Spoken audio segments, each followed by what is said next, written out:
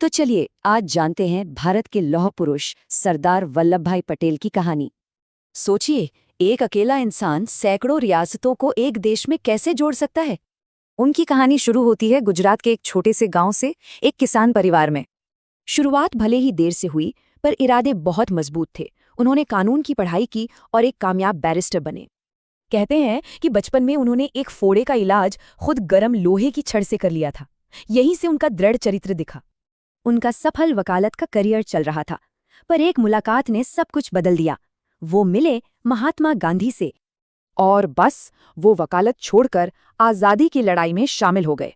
गुजरात में सत्याग्रह आंदोलनों की कमान संभाली। उनके जबरदस्त नेतृत्व की वजह से ही उन्हें सरदार की उपाधि मिली, जिसका मतलब है नेता। वो आज़ादी की लड़ाई के बड़े चेहरे बन गए। गांधी जी के साथ कंधे से कंधा मिलाकर चले और कई बार जेल भी गए। 1947 में आज़ादी तो मिली, लेकिन देश के सामने एक बहुत बड़ी चुनौती थी। देश सैकड़ों टुकड़ों में बटा था, 500 से ज्यादा रियासतें, और सबके पास आज़ाद रहने का विकल्प था। मतलब एक भारत का सपना टूट सकता था। इस मुश्किल काम की जिम्मेदारी सौंपी गई सरदार पटेल को। उन्होंने शासकों को एक भारत में शामिल होने के लिए मनाया।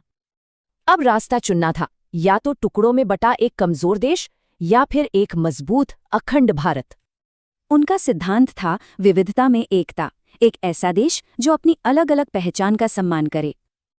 इसी काम ने, इस फौलादी इरादे ने उन्हें एक नया नाम दिया, भारत के लौह पुरुष।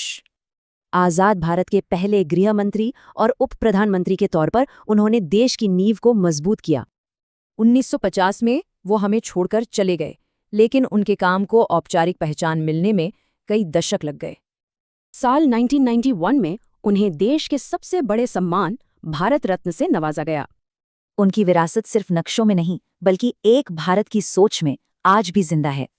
सरदार पटेल की कहानी आज भी हमें यही सिखाती है कि मजबूत इरादे से एकता हासिल की जा सकती है।